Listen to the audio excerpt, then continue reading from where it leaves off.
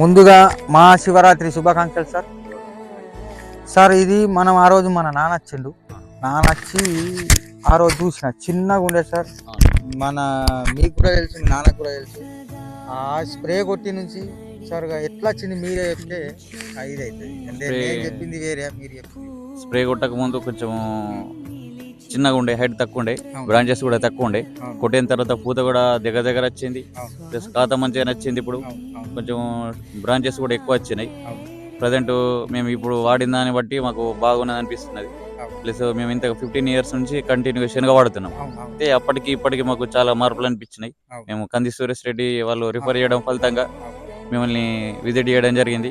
తర్వాత మీరు తీసుకొచ్చిన మందులతోటి దిగుబడి కూడా మంచిగా వచ్చే అవకాశం ఉన్నది. ప్లస్ దగ్గర ఉన్నది, ఖాతా కూడా కంటిన్యూ ఉన్నది. అంటే ప్రతి బ్రాంచెస్ కు కూడా కంటిన్యూగా ఉన్నది.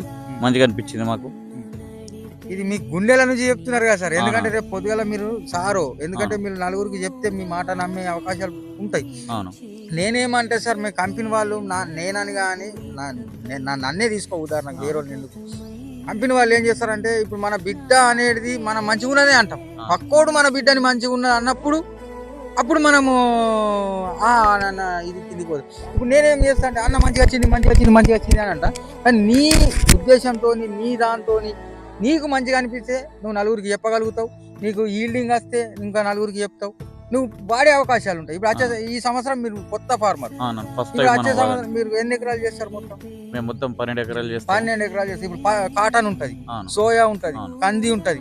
ఈ అన్నిటికీ మీకు దీంతో ఐడియా వస్తుంది. అదే మరి ఫస్ట్ టైం మేము వాడడం వల్ల నెక్స్ట్ సారి మేము వేటెడ్కి మీ యొక్క మందులు వాడాలనేది మాకు కూడా అవగాహన వస్తుంది. ఇప్పుడు వచ్చేటువంటి దిగుబడి ఆధారంగా చేసుకొని వచ్చే సంవత్సరం మీ మందులు వాడడానికి మేము ఇంట్రెస్ట్ చూపిస్తాం. అందుకోసం ఒకసారి ట్రయల్ చేద్దాం మీ మందులు అన్నట్టు చూసినాం.